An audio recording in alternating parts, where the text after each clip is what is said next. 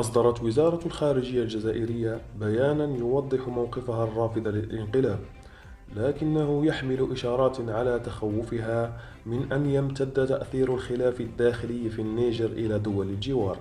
خصوصًا مع إعلان الجماعة الاقتصادية لدول غرب إفريقيا الإكواس الأحد تسليط عقوبات تجارية ومالية على النيجر، ومنحوا الانقلابيين أسبوعًا لإعادة الرئيس بازوم إلى السلطة